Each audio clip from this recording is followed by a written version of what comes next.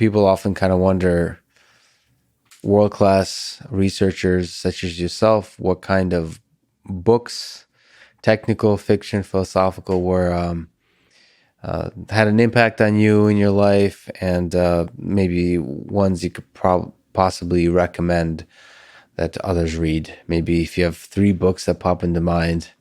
Yeah. So I definitely liked Judy Appel's book, Probabilistic Reasoning and Intelligent Systems. It's a very deep technical book. But what I liked is that, so there are many places where you can learn about probabilistic graphical models from.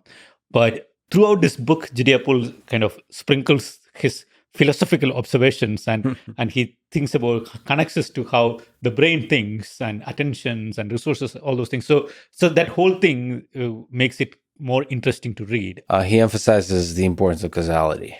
So that was in his later book. So this was the first book, Probabilistic Reasoning in Intelligent Systems. He mentions causality, but he hadn't really sunk his teeth into, how do you actually formalize it? Got it. Yeah.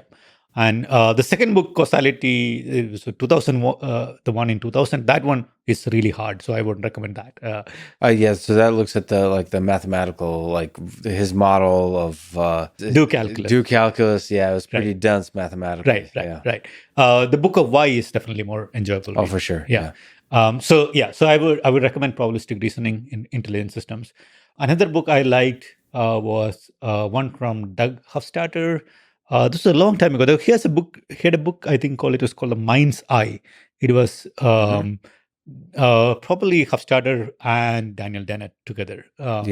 So, and I actually was I bought that book. So much I haven't read it yet, but I couldn't get an electronic version of it, which is annoying because I read everything on Kindle.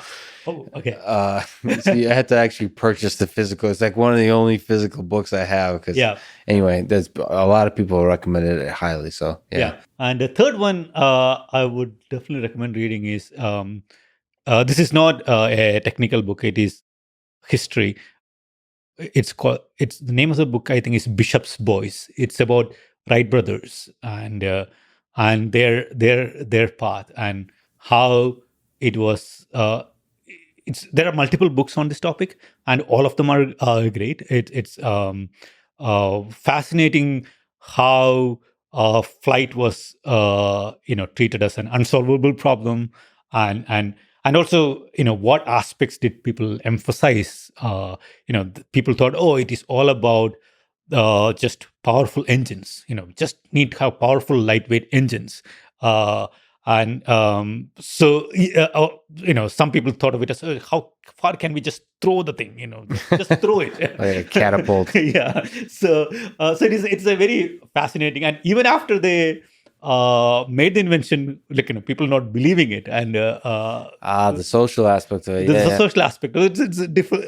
Very fascinating. I mean, do you draw any parallels between birds fly? So there's the natural approach to flight, and then there's the engineered approach. Do you see the same kind of thing with the brain and our trying to engineer intelligence?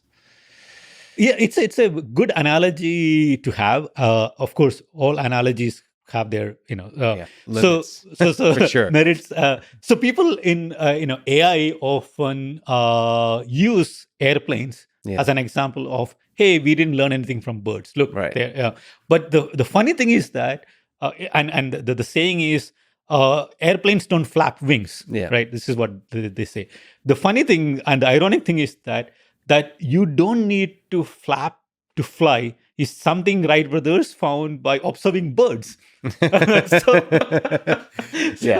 they have in their notebook, in some of these books, they show their notebook drawings, right? They make detailed notes about buzzards just soaring over thermals. And they basically say, look, flapping is not the important, propulsion is not the important problem to solve here. We want to solve control. And once you solve control, propulsion will fall into place. All of these are people, they realize this by observing birds.